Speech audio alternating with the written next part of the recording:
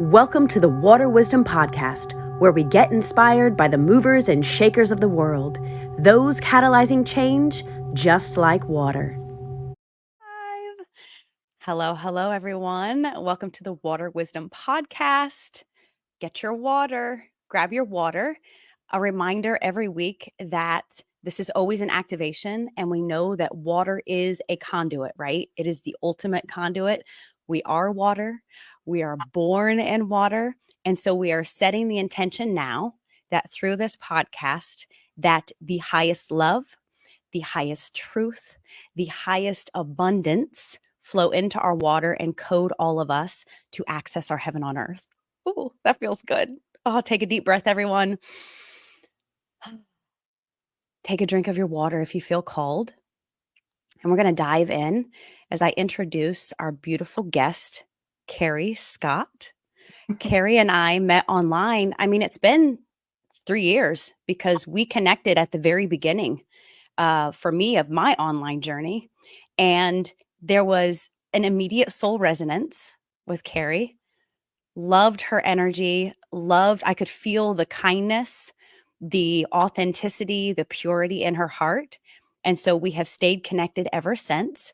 So naturally, I was like, oh, Kerri's frequency needs to be shared with the world. And so I am so happy today to introduce to you Kerri Scott. She is a former astrophysicist, which I really don't even know what that means. So I'm going to have to ask you about that. And I didn't know that about you until I started diving in to get ready for this podcast. Okay, so let me get back to my train of thought. She is an astrophysicist turned metaphysicist. And I love that. What we're going to be talking to you about today is her awakening journey. As usual, we always like to go there, don't we? And then her mission, which is very much rooted in what we call the Soul Selves Framework. So hang with us. We're going to get to some really, really juicy, amazing information that has everything to do with the full spectrum of light. I'm just planting that seed. It's so magical, this beautiful framework that she's bringing to us. So let's go ahead and dive in and welcome the beautiful Kerri Scott. How are you today? Hi, I am, yes, I'm getting like tingles just listening to you speak. So I'm really good. Oh, I love it. Oh, I love it. I love that resonance, that frequency coming through. Beautiful. It warms my heart. Okay, so where shall we start, Kerri? Yeah. Oh my gosh, it's such a good question. The thing that jumps to mind is I have to go back to like our beginning. And I was in the process of writing my first book, my memoir, which still hasn't been published, but it has been such a huge, like, part of my awakening journey because I kind of like wrote it as it was happening. And I got to this point where I was really beginning to understand the whole like concept of self-love. Like I'd had this huge kind of like epiphany about it. And you and I were both part of the same Abraham Hicks group, I think, like Facebook group, and you had offered a self-love little sort of like daily workshop or something like that. And it just like immediately I was like, okay, yes, I need to be part of this. I need to know what she's offering, like what's happening, and like explore what self-love means in all these ways. And so that sort of just like I just found you immediately because of that. And yeah, it's been brilliant ever since. I love it. I love that. I love the magic of how we find one another. I love hearing the stories because it's always a magical flow that Yeah. brings us together. Yeah. Okay, keep going. Keep going. Okay. So well, you'd asked about astrophysics, and that was what I studied at university. So I have a bachelor of science in astrophysics. And it's funny because not really, like, I never really worked as an astrophysicist. I did when I was in school, and I got to like sit with one of these huge telescopes and like point it out into the stars and like collect all this like energy that was coming in at all times. But I think the whole like point of me having that experience in my life was to be able to transition from that sort of like really logical mind and apply it into that more um, like surrender kind of space that I'm in now. And like I like to say, one of the things that had to happen for me for my or had to happen for my awakening was that I had to understand that everything is energy and frequency, right? And so I was able to really dive into that in my studies and learn what that looks like and what that means. And so I have sort of this like scientific mind working behind the scenes understanding things in a way, but now I'm able to embody it in a whole different way and apply that theory and um really like just put science kind of on level with everything else, right? Like it doesn't it's not more Yeah. powerful than anything else. It's just another way of looking at things, right? Another perspective. So It's all connected, right? Let's absolutely. back up a little bit. Can you Yeah. start by telling us, what does an astrophysicist do? So yeah, astrophysics is basically just like somebody who studies the universe, right? So it's not so much like Earth-based geology or science. It's all space science. So just looking at looking at stars, looking at planets, and all of the things sort of like that encompass the universe. So That's yeah. really interesting. Okay, so let's go back to your childhood then. Mhm. So when you were a little girl, did you have any kind of mystical experiences, that intuition that something wasn't quite right here? Or were you very sciencey and did you just go into the sciences? Has that always been your direction? You Was know, very grounded. there's always been kind of like a fascination in science. I think like with any kid, like we go through that dinosaur phase, right? And everybody wants to be an archaeologist, and like that's still sort of part of my inner child, I think. But it's funny, like as children we're so pure, right? Like they're like I think we're all having mystical experiences at that point because we don't know any different, right? We haven't been conditioned out of that connection to ourselves that is, that is what we are when we are born. And so I remember me and my girlfriend would do all kinds of like little ceremonies and have these conversations about ghosts and something else out there, right? We were always kind of like inviting that in, but I don't think it was until later that I started to sort of question that and put it aside, and it sort of felt like maybe it wasn't something to be dabbling in, for lack of a better word. But like now I have a whole different opinion about that and a whole different perspective on it. So I like it that that understanding kind of was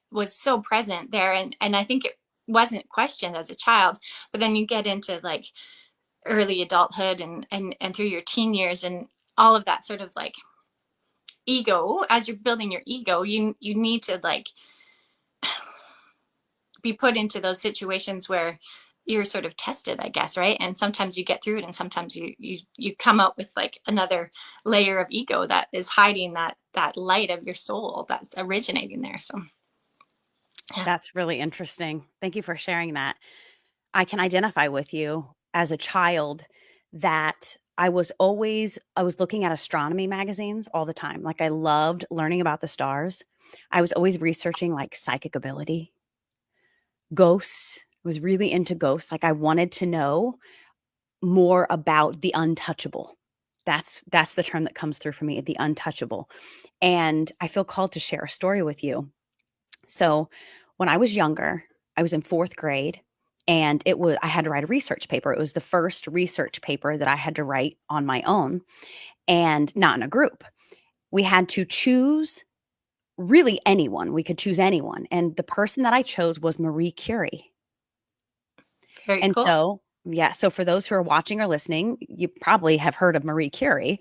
She was a huge way shower in the scientific community, like the first, I believe she was the first female to win a Nobel Prize within science, or really just to win a Nobel Prize. She was a path forger. She created the X-ray. And so she was able to help a lot of the soldiers in World War I to, if they got a broken arm, they could x-ray it and they knew how to fix it. So she was like huge pioneer. She also carried around different like plutonium and shit in her pocket because she liked it because it glowed bright green, which really irradium eventually killed her. And like when they go to like look at her documents and stuff, look at all of her old research, they have to like garb up because it's all still so irradiated. I don't know what the right term is, but I'm just sharing the best I can. So my point is, I had this experience as a fourth grader. And looking back, as I started this awakening journey, I was kind of like observing my behavior as a child. And I was like, huh, I wonder why, like, why Marie Curie? You know, why was she the one that I chose? Because there's always a reason, right? And so one day I'm driving down the street and this was in my awareness. And I just asked, I was like, can you show me? Like, I'm curious. Show me why. And I had this huge download about, like, I don't know if I was her or in what way I'm connected to her in some way. I don't know if I was her family member, but then all of these synchronicities started coming through. Like, her oldest sister was Sophia. My daughter's name is Sophia. She has Russian origin. My daughter's name is Nadia. I chose that for the Russian origin for whatever reason. I was intuitively guided for that to that. And then I can't remember specifically, but all the, birth date.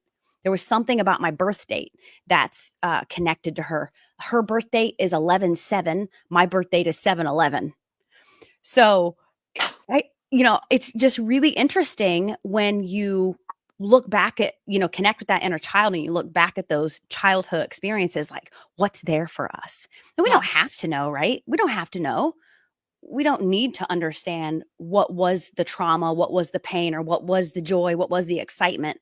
But uh, we get to bring awareness to it. And sometimes there's a fun, cool, magical message there for us.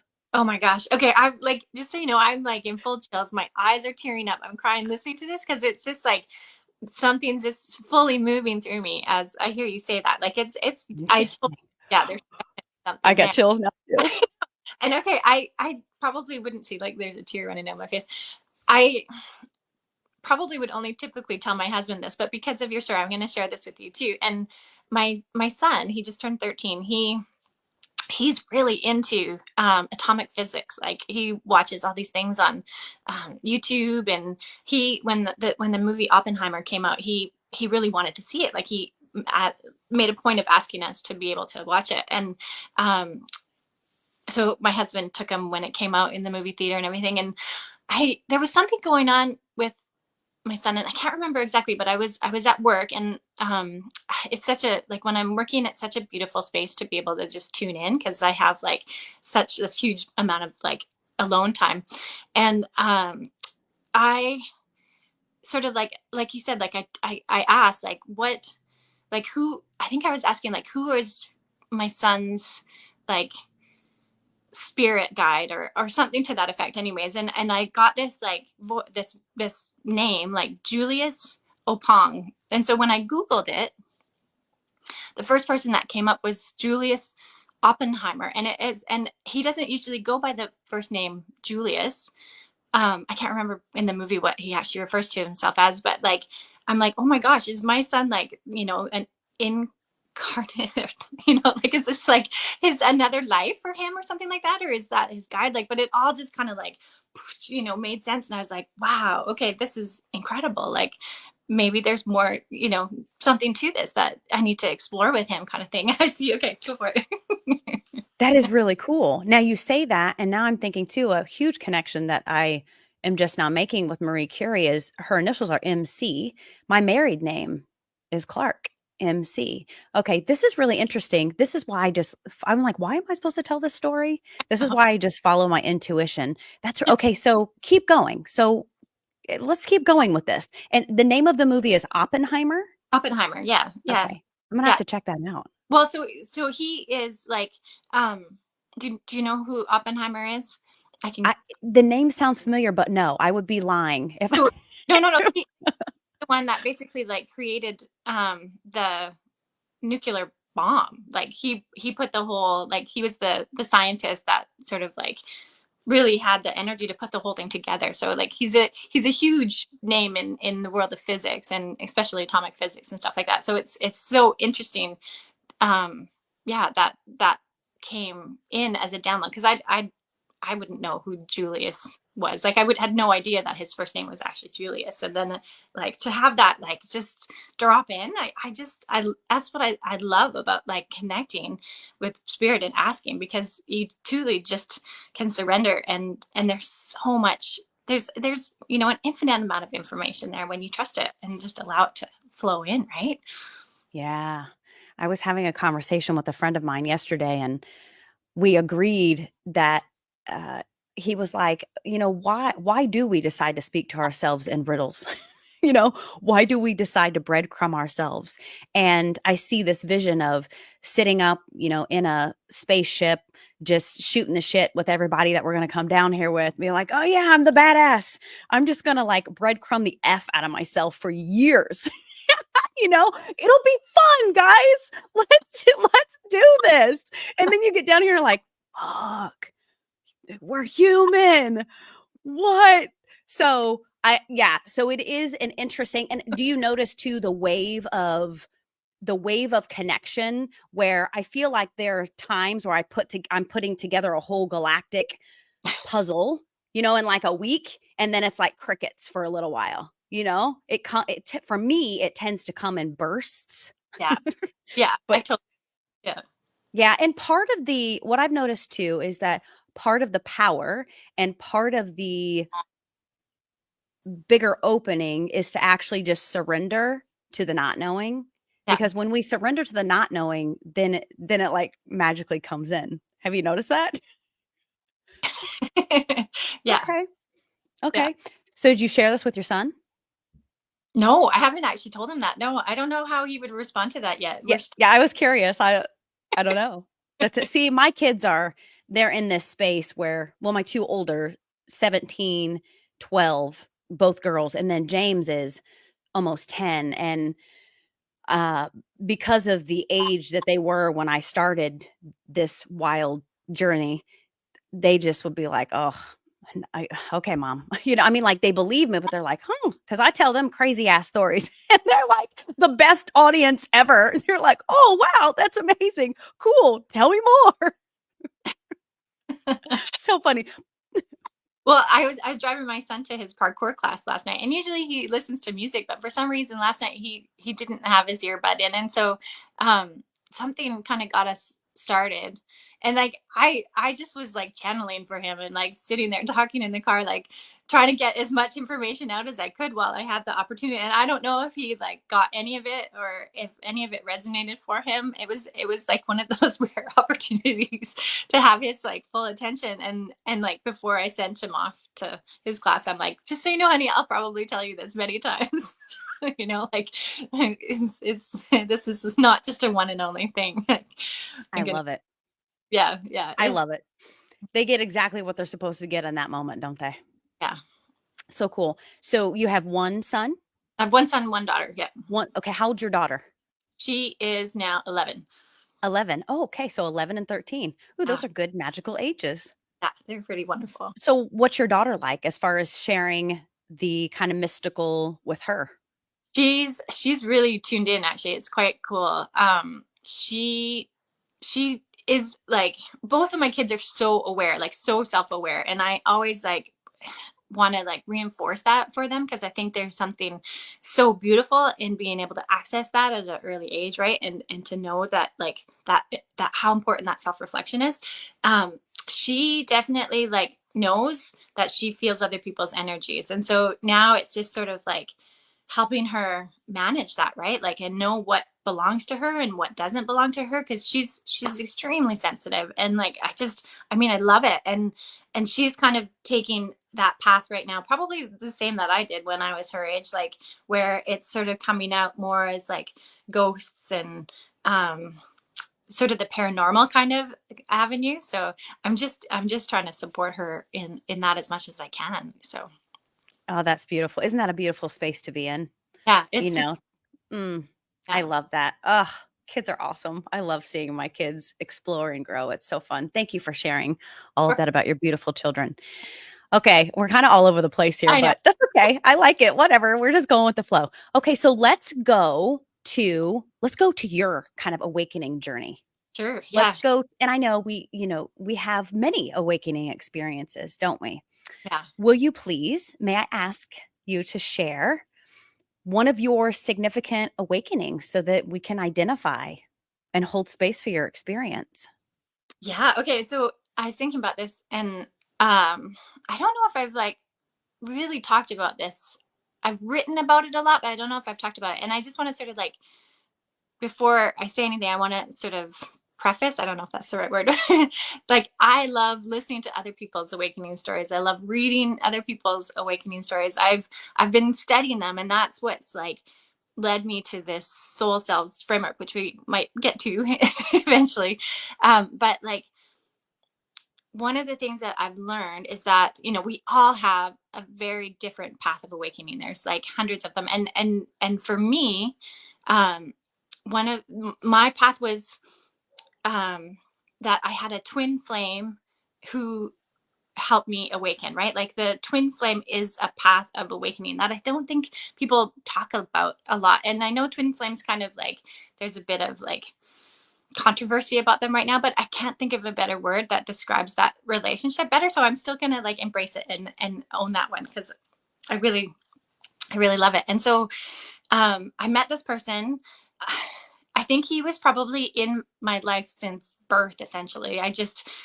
It wasn't until, I don't know, we were in our early 20s that we finally like connected one on one. And that first embrace that I had with him was absolutely pure magic. Like, as soon as we hugged one another, there was just like this flash of green energy that just like lit us both up. And honestly, like, it felt like we'd kind of gone into this portal, and like all of our past lives, all of our lives to be, like, all sort of like flashed into my awareness all at one time.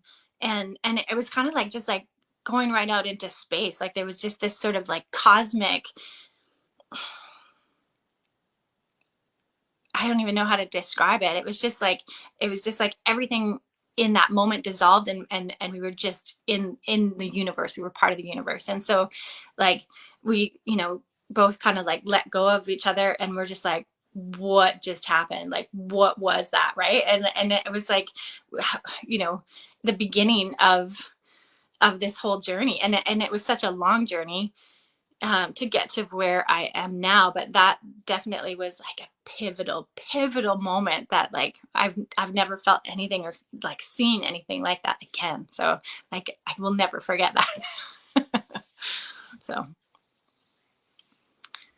Do you know what I'm hearing? Everything, everywhere, all at once. yeah, yeah, yeah, That's what hit me when you were saying that. That is really interesting. Okay, so you connect with this person, yeah. you So hug them for the first time, and yeah. then what opens up for you, Oh for my the god. 2 of you? Yeah, it was amazing. Like just the deepest, like purest, like unconditional love that I have ever felt. And like, he, like, I recognize it now. I didn't know what was happening at the time. I just thought, "Oh, I'm in love. This is amazing." Like, this person, I'd thought about this person a lot before ever actually like dating them. And so it was sort of just like, of course we're supposed to be together. Like I knew this was going to happen years before it even happened, kind of thing. And so he lived in the States, I was in Canada, and we had this sort of long distance relationship, over a year or so. And just like every time we were together, it was just like we were just purely focused on one another. It was sort of like the rest of the world just disappeared. And it was such a beautiful time. Like, I just revel in all of the time that we spent together, and the phone conversations that we had. It was like, um, telepathic conversations. We would dream about each other, and he was trying to teach me how to, lucid dream. And um, like, so much of our relationship was really like what I would say, like, based in spirituality, to a point where I didn't really even know what was happening, because I didn't know much about spirituality at that point. But it just all just felt so right. It was like coming home, right? Like, there was just that level of comfort, and everything that he spoke about on that sort of plane, like, just deeply resonated within me in a way that, like, I just knew everything he said was just pure truth. Um, I think, and okay, this is the part that I haven't actually talked about um, publicly so much, but I think this is really part of my mission. Is that like that first spark for us, that first hug, really like opened something up for us. Like I don't know if it was a Kundalini awakening or like some people call it a heart-centered awakening. What I think happened for him was that like while I was sort of like easing my way into this whole awakening experience, I think he had like a much more severe kind of awakening happening for him. And I've kind of like just like I have to preface this because like he's not in this world anymore, and I'll get to that, but just like I've had to pull all these pieces of information um together to try and understand like what was happening for him. And I think like I think he kind of like went into this awakening experience like so full on that like he was having trouble sort of like distinguishing between like the 5D and the 3D, and like there was probably so much going on for him that like it it didn't seem rational, or he seemed irrational. And so what ended up happening was he was diagnosed with bipolar disorder because of whatever it was that he was experiencing. And the thing was, we had broken up after about a year of dating, um and he wasn't telling me what was going on for him. He let me know that he was diagnosed, but in terms of like what he was actually experiencing, he sort of protected me from that, I believe, because I think it was so extreme for him that like you know, nobody really knew how to deal with it. He kind of like went the route of looking into like traditional, or not traditional, but like Western medicine. And from what I understand now, sometimes that can be far more like damaging than not like it. Definitely, don't get me wrong, it works for a lot of people, but I think in his instant it probably like caused a lot of extreme reactions as well. So after a year, like a year after his diagnosis, he took his own life. And I was like gutted, like so gutted when I learned that. uh and so probably for the next like almost 20 years, I was like deep in grief. Like I was just frozen in my grief. Like I didn't talk to anybody about it. I didn't know what to do with it. I didn't know how to process it. I just sort of like moved on because he like there was all these sort of weird things surrounding our relationship in terms of like we weren't together anymore. So he was an ex-boyfriend, and then the way that he died, you know, there's a lot of stigma, and then because of like the mental illness, there's stigma around that. And so just nobody talked about those things so much, you know, 20 years ago. And it wasn't until I'm gonna say probably like my 40th birthday, I went into a float tank. I gifted myself like a float deprivation tank experience, and it was so intense because like up until that point, I really had put anything um, spiritual aside, because anytime I kind of went there, like in terms of meditation or yoga, like anytime there was that amount of stillness, bam, like he was right back there, and that grief was so present for me. And it was like they were one and the same. Like so I couldn't be spiritual. I couldn't explore that without feeling that deep grief. And I was trying to ignore that. I was like putting that out of my life. Like I was not allowing that to happen. And so being in this deprivation tank allowed me, like I had no choice. I had to be present with it, right? And in order to sort of like calm my thoughts, I remembered like this meditation practice I had learned when I was a teenager, about like focusing on each one of my chakras. And I did that, and when I got to my heart, that green light again kind of like melted into the water around me.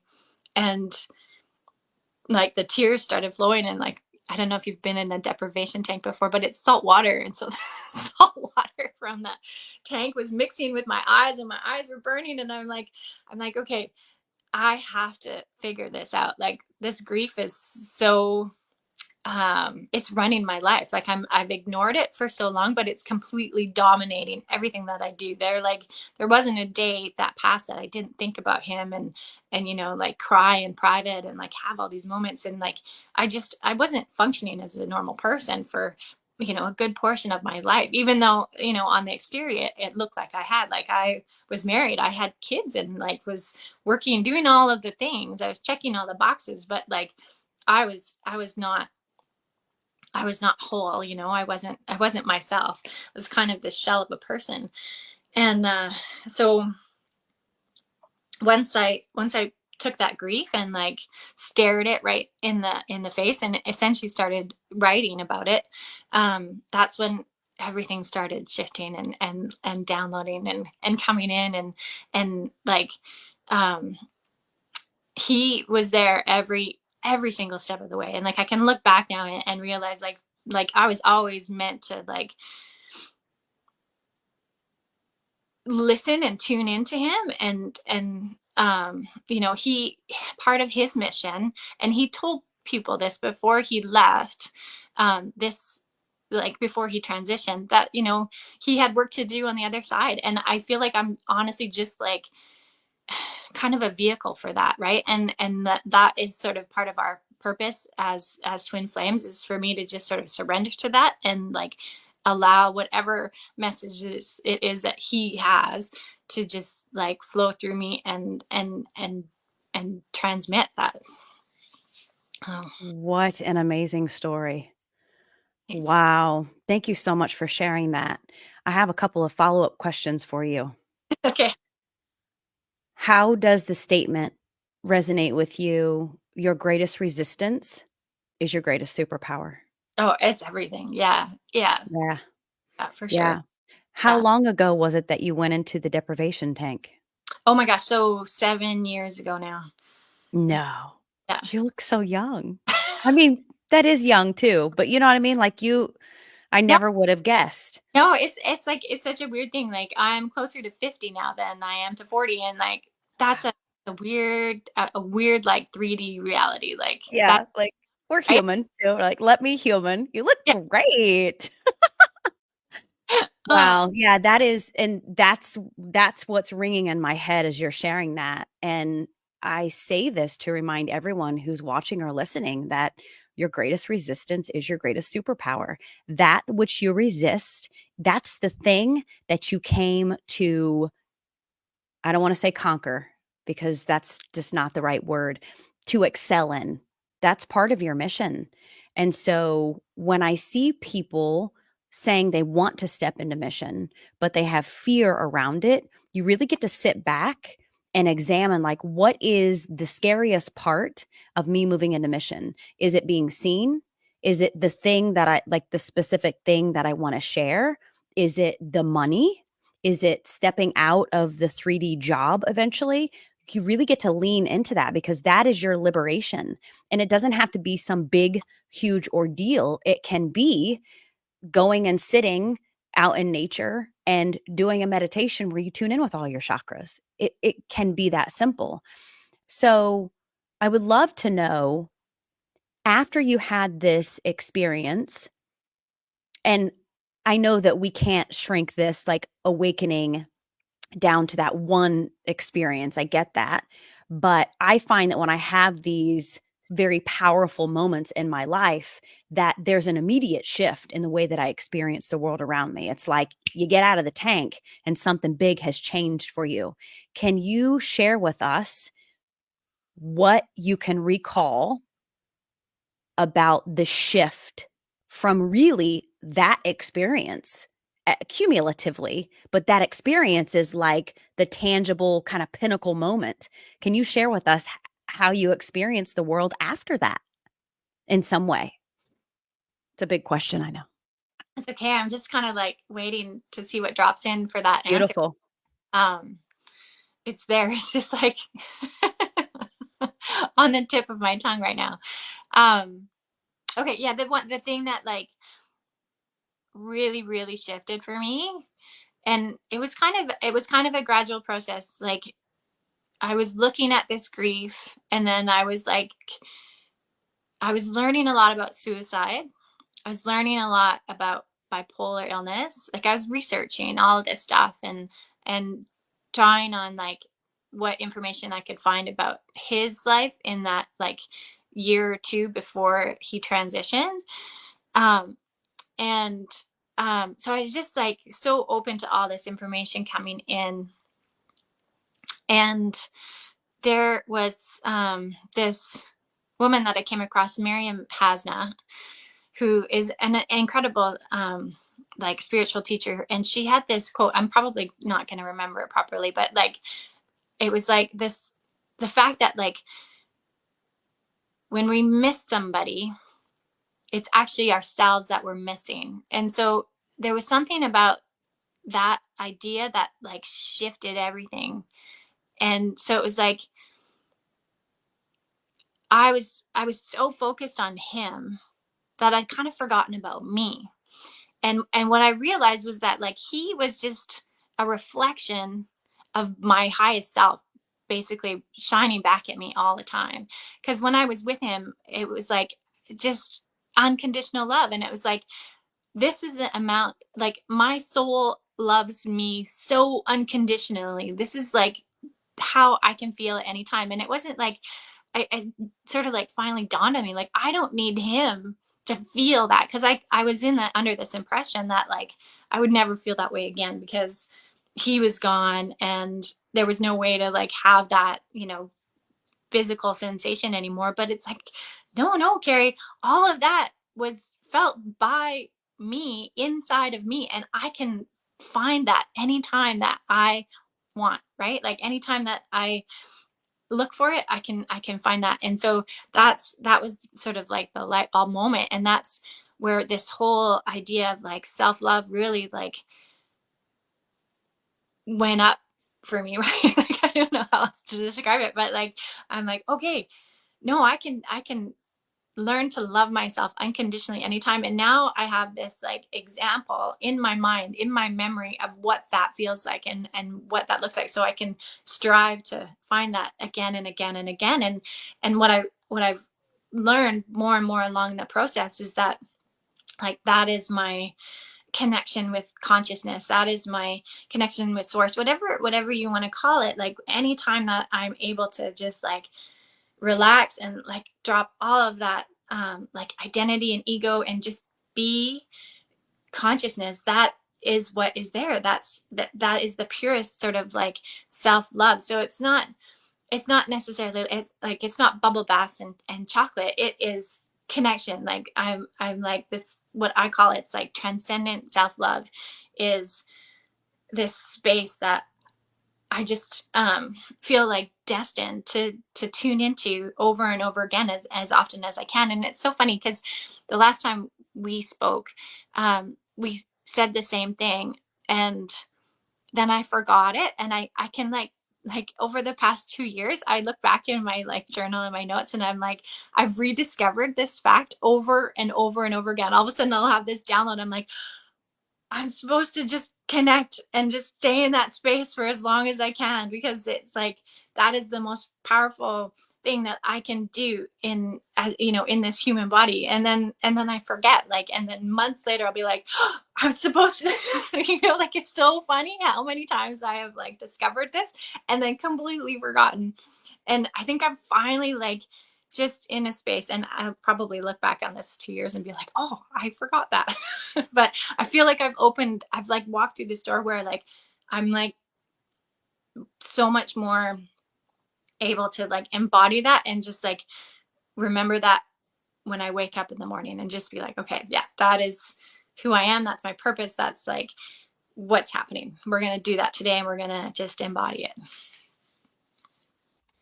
Wow. Wow. Wow. Wow. That is so amazing.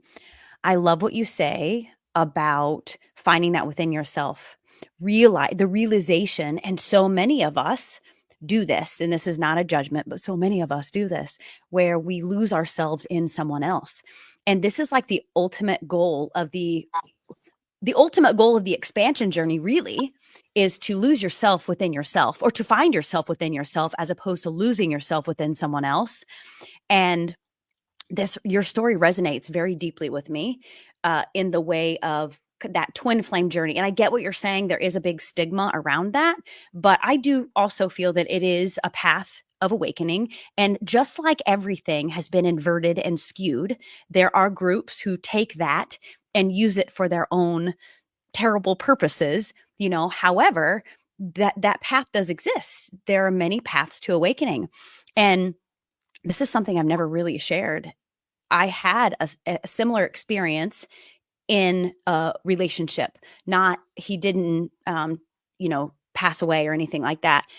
But when we met, and this happened, I'm telling you the date for whatever reason, in March of 2021, I connected with him, which was probably actually around the same time that you and I connected. I really had just come into the online space, and I connected with him. And it was an immediate activation. It was like I saw myself within him, but then I also lost myself within him, in the codependency that's pretty much every 3D relationship is colored with, right? Like, we're taught to be codependent because that's all we know until we know something else. And the long and short of it is, we were very deeply connected until he got COVID. He got COVID, and he ended up in the hospital. He ended up on a ventilator for 25 days. Holy cow. And he was in Louisiana. So way far away. I'm in Indiana, and I'm a nurse. So it was like the ultimate letting go, because I only knew his son. I didn't know anyone else in his family. There was no way for me to like get updates or help because I was too far away. The only communication I had was with his son, but his son is a young man. I wasn't gonna like call his son and be like, "Oh, what's going on?" And it was a full on like healing remembrance for me, because I helped him to heal. I was part of, I'm not taking credit, but I was part of the cooperative components for his healing journey while he was on the ventilator. Like, full on downloads. It was next level crazy visions of our past lives together. And so the connection of what you're describing feels very familiar to me. Yeah. And without going into the details of how all of that dissolved, he just kept showing me. I just kept saying, when something would go wrong or didn't feel aligned, go in, go within, go within, go within. Talk about dissolving codependency on a very, very deep level. And when I realized that what I was trying to fulfill or access through him could only truly be fulfilled and accessed through self, my whole world changed. Yeah. My whole world changed. And to still see him through the eyes of unconditional love, that this was the role that we were supposed to play for one another. And to like, when I was able to actually really let go in order to allow myself to expand and experience the truth of me, everything shifted. Everything shifted. Wow. Yeah. Yeah. So interesting. Yeah. I think that's so much the like absolute purpose of that twin flame relationship, right? And so often I see it in these like online communities for twin flames that kind of gets lost. And there's it's a really tough one for people to hear that like you have this amazing connection with this person and you're supposed to just let that go and focus on your own healing. Like, what? Like, how do you do that? But that truly is the essence of it. Like, when you can like turn that around and shine that light on yourself to be able to like do all the work. And that work is hard, right? Like, people often, like, I'm fully guilty of it. Like, there's so many things that I've put off and put off. And like, grief was the biggest example for me in terms of like not looking at it and not like dealing with it and healing it. But now, like,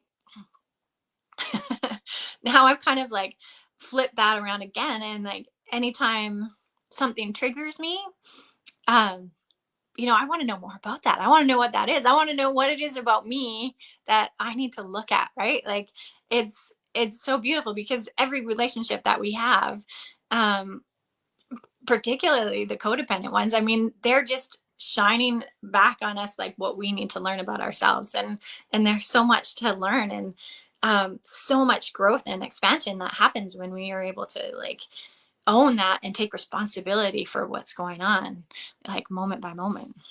Yeah. And I feel so much power in the relationships that I have now, but it was super painful to watch those that no longer serve dissolve. And there are times where we get the nudge, this is not a person you should be connected with anymore. And if you don't listen, it'll turn into the famous kick in the shin, where, and what I'm experiencing with the energy now is all masks are being removed. Nothing shall be hidden anymore. This is very clear to me. And if you choose to ignore the nudge, whatever it may be, it will become so loud. And if you're not careful, it'll become really painful that you have no choice. And so just listen to the fucking nudge, okay? We can be so damn stubborn. And I would say that I feel less stubborn than I used to be because I'm always observing, like you say. Like I'm kind of like, why? Like, what was that person reflecting back to me? Why am I feeling this way? Why do I want to react in that way? And just becoming the observer of self. Okay, now let's segue. I want to talk about the Soul Selves Framework because this is so aligned, right? Yeah. Um, I I leaned into this a little bit because I wanted to have an understanding of it because it's magical and beautiful.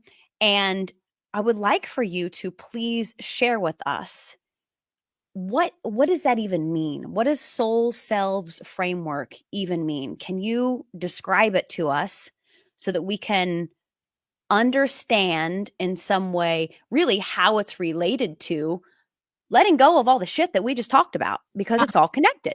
You like that segue? Yeah. Oh my gosh. So, okay, the Soul Selves Framework is truly like my own understanding. Like it's like me looking at all of these awakening journeys, including my own, and like particularly my own, and like pulling all the pieces together and sort of just like organizing it in a way that made sense for me so that I could like understand, you know, where somebody was on their journey, where I was on my journey, particularly where I was on my journey. But it's interesting because now I can like apply it to like conversations that I have with other people. Like you just said, like you just totally described the observer self, which I'll get into, but like essentially there's like the way that I see it for purely for explanation is like if the ego and the soul were on a continuum, the ego would be at one end and the soul would be at the other. And so I've established 5 phases or markers on that continuum, right? Like I've just sort of like broken up the journey into 5 pieces, and there's very distinctive like words that people use or language that people have, behaviors that people have, actions people take, in each one of these 5 um, markers, uh, that like are repeated over and over and over again and everybody's kind of awakening journey. So it's I'm kind of just like dumbing it down, but like it's not it's quite complicated when you try and navigate through it. But the the funny thing is like the I don't want to say goal because like everywhere we are on this path is completely divine and exactly where we're meant to be, and there is no one place that is better than other. Some places just feel a lot better than others. And so like when I, I'm going to break it down for you, the bodily self is the sort of the first stage, the vital self is the second, the thinking self is the third, the observer self is the fourth, and then there's the transcendent self. So um when we're rooted in our bodily self, we're like most rooted in our ego, and then when we have moved through all the phases to the transcendent self, then we're most connected with our soul. But they are all just part of the same light. Like the one analogy that I really love to use is that of like a prism. So we have like the soul light, that white light, and this goes back to my astrophysics and the physics part of me. But there's this, white light that's shining through a prism, and when that light comes out on the other side, there's a rainbow, right? There's a spectrum of different colors that emerges. And so with the soul selves, it's like that light of consciousness, that pure energy of consciousness, that we are all, that's it. Like we are that. When we put it into this human body, we get like this whole spectrum of energies that emerges. And so that is what the soul selves are, essentially, is just all the different phases of perspective that we move through as we sort of return to remembering our own pure consciousness, right? I don't know if that makes sense, but No, that was great. I love the analogy of the rainbow, of the prism and the rainbow, and it makes me think of, it's like that fractal, it's like God is the oneness, and then we get to be that fractal experience, and it's all like micro macro, right? So we look at that bigger perspective, that macro perspective of, you are the God, but you are also the fractal, and the God is contained in its entirety within the fractal, right? There's no separation. And so when we bring that down to a soul level, then and correct me if I'm wrong, but it's like that prism, that white light, that oneness, it's all there, but we're experiencing, soul is experiencing itself in all of these different picture frames, essentially, all these different angles, different fractals of experience. And we get to take that all back to soul. And then ultimately, aren't we all really God experiencing itself? right. Yeah. Right. So will you say the 5 levels again, or not levels? Say the 5 different aspects again. So bodily self, Okay.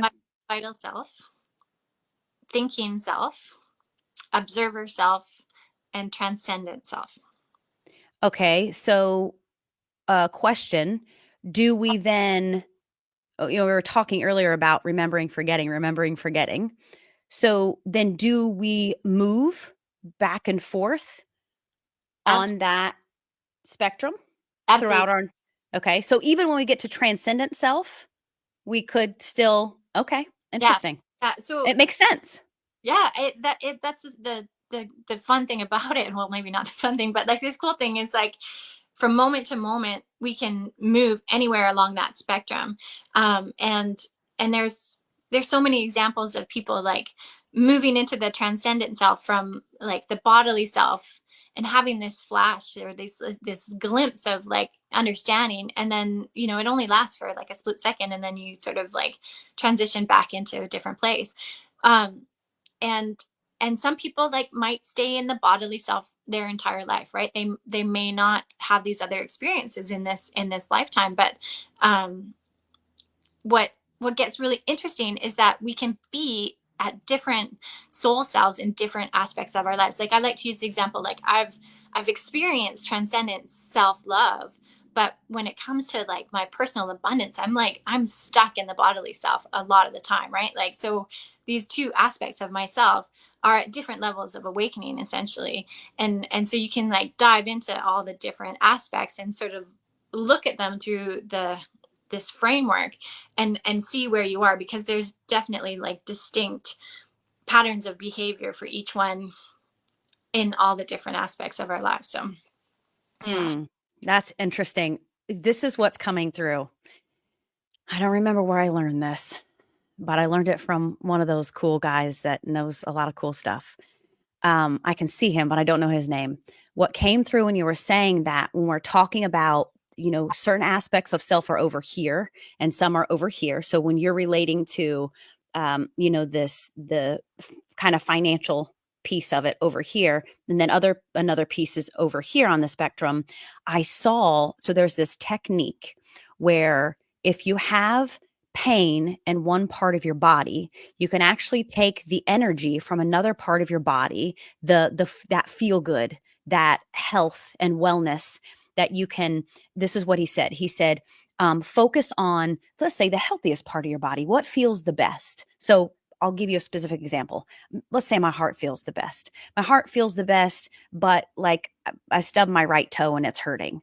So what he says is, he said, you can imagine your heart as a ball of energy, right? So you're touching in with that green light in your heart and you're amplifying it. So you're placing all your focus on your heart. And y'all can do this if you want, if you've got a busted toe or something going on, like focus on your heart, amplify that energy, breathe into it.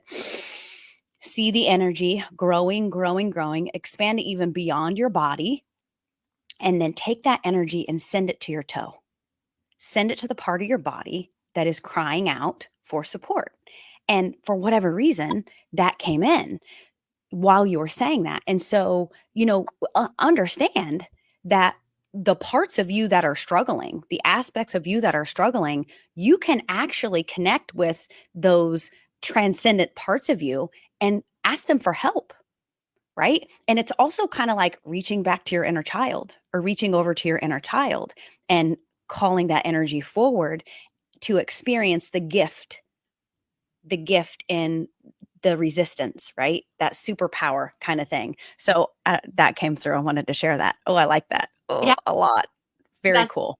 yeah. I am. I'm so glad you shared that. Actually, I've honestly, I've heard that before. Like it reminds me of something, but I've never really thought about it that way before. And it's funny because like what occurred to me with this framework is that like, and it makes me think of the Abraham Hicks analogy of the sticks, right? Like you've got a pile of sticks and they're all different directions, but like if you just like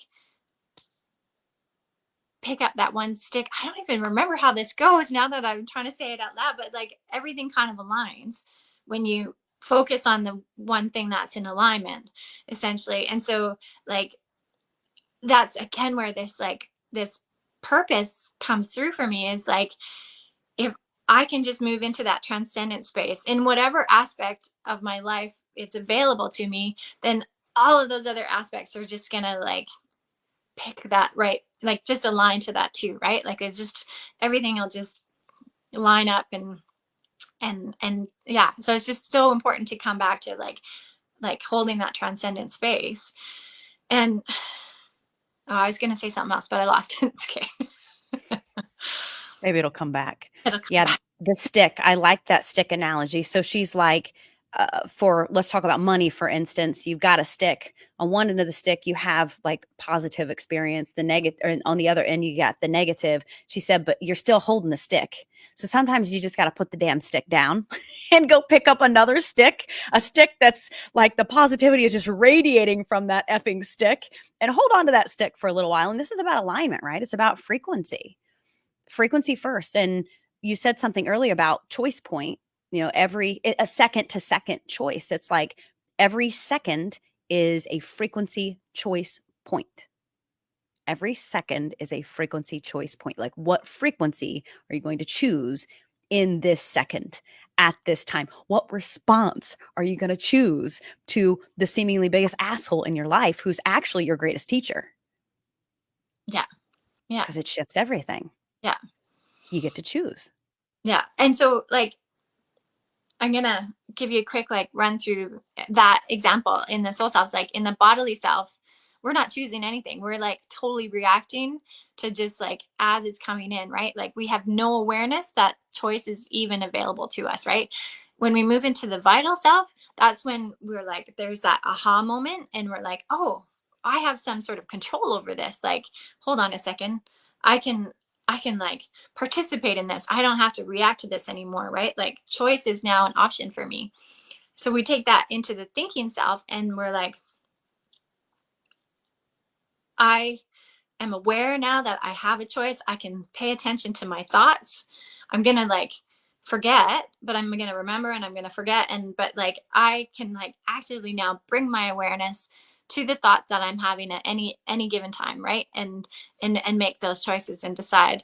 But then the observer self is like such a cool another step back in perspective where like, and you mentioned it earlier, you're like, this is now where like I take the thinking self and I'm like putting it in front of me and I'm just observing it, right? I'm like, oh, I am thinking those thoughts, or part of me is thinking those thoughts, but the the part of the observer that's watching is not identifying with that anymore, right? Like there's these emotions that I'm having and these feelings are coming up, but I'm just gonna watch them rise in me and then I'm just gonna let them go, right? There's no judgment anymore. There's no holding on to it. It's just it becomes kind of like this whole meditation that happens in terms of like how you're interacting with yourself.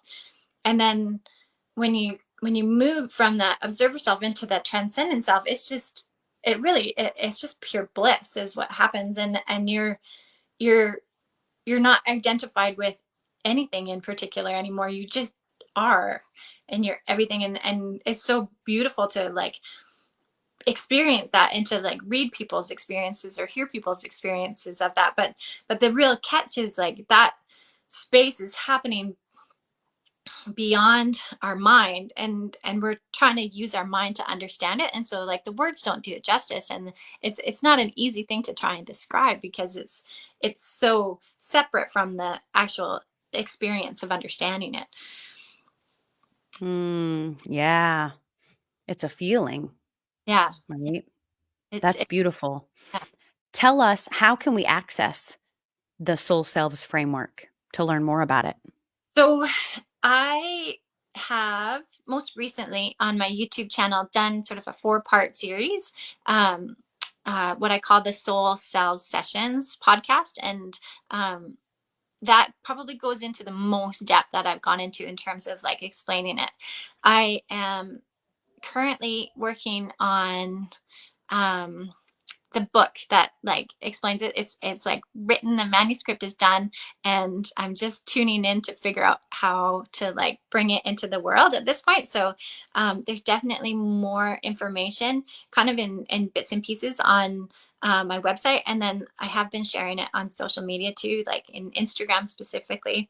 I've shared some more detailed insights, and yeah, that's probably the best way. I did publish a chapter in a book called Prosperity Codes that takes this framework and looks at prosperity specifically. So it like goes from that lack mentality full into the abundance mentality, and what all of those transitions look like between the two. So that is available Amazing. already on Amazon too. So yeah, Okay, so we can access all of this on your website? Do you have absolutely. your links and everything on your website? Okay. Tell us what your website is. So my name, kerriscott.com. Easy peasy. Yeah. KerriScott.com. Awesome. And I'll make sure to include that link in the description here, wherever you're accessing this. Okay. Well, before we go, I want to show you the frequency that I created for you.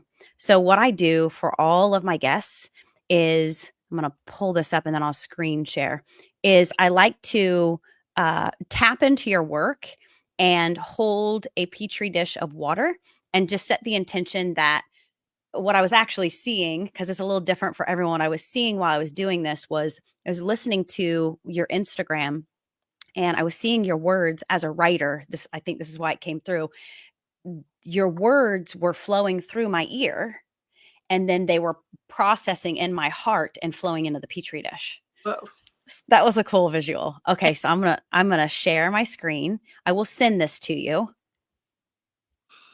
And I took a couple of pictures and you can kind of see what came through. Do you see that? I do. And are you seeing me move it? Yeah. Yeah. Okay. Okay. So we're at the top, there's you can see that there's a lot of structure coming together. And then down here, there's kind of an epicenter. Yeah. Yeah. Very interesting. I'm curious, what do you see? What do you feel? I see, honestly, the first thing that comes to mind is like a tumbleweed. I don't know why I say that. Ooh, interesting. Yeah. Like it's I very, like it. I think. Okay, I took a couple pictures. Let's see if I can figure out how to go to the next one. Come on. I love Oh, that. It's like the coolest like expression of energy. I think it's really powerful. isn't it magical? Now look at Yeah. that. It looks different. That It, it looks really different just tilted to the up sideways. yeah. Now, I will tell you too, this actually had a crack in it. Do you see the crack down the middle? So That not many of them crack. So I feel that that's significant for very whatever reason. Powerful well, energy flowing.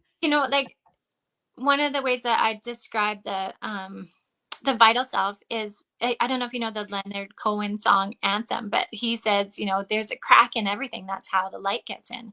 And Ooh. that so much is like such an embodiment of what happens to all of us is like so so often in this vital self or this variety of vital self moments that can happen is like we are so stressed or so under pressure or so like the weight of our ego is just so much that like we just crack open and all of a sudden we have this like transcendent experience, right? Like so many spiritual teachers like talk about this in terms of like they completely disidentify because they've like been in this place of depression for so long or like or maybe we have some sort of moment of psychosis that like breaks us open into the light. And I think that's what so much of the awakening journey is like misunderstood, right? And so there's sort of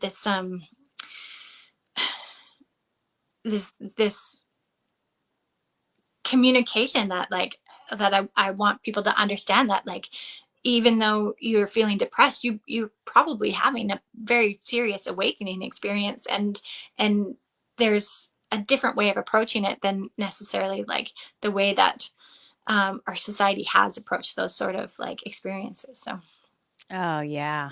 yeah, Totally. Thank you for that. yeah, Do you wanna know what I see? yes. Tell I me. see a bird. I Oh, see like a hawk. I yeah, mean, I see the wings spread, and I was really drawn to the epicenter. I'm gonna try to take some more, pictures of this for you. And I was the epicenter right there, the kinda that darkened area, I was really drawn to that, and then when I held it back and I saw the bird, I feel like it was the head of the eagle or whatever. It's something in flight that was the first thing that I saw. So, I love birds. yeah. Well, and hawks are very, very much part of my journey. Like when I see one, it's like instant like remembrance, like you're on the right path. You're on your Oh, me too, I love it. yeah. Uh, I love that. Wow. mhm. Well, this has been magical. Yes. Thank Yeah. you so much. Yeah. I Uh, so appreciate like you taking the time to even like look into the work that I've been doing because it just is like it means so much to me to have somebody sort of take an interest and give me an opportunity to share it because I've really like poured myself into it. And if just knowing that you understand it a little bit better, it just yeah, that means everything to me. So I'm so Oh, grateful. my pleasure. My Yeah. pleasure. It was awesome to dive into your offering. So, okay, everyone, thank you so much. Have a wonderful rest of your week. We'll be back next week. And if you want to access Carrie's work, go to carriescott.com. Bye, everyone. Thank you. Thank you so much for joining us. Please like, share, and subscribe. And if you would like to learn more about how I support all of my mission work, Kangen Water, please check the description.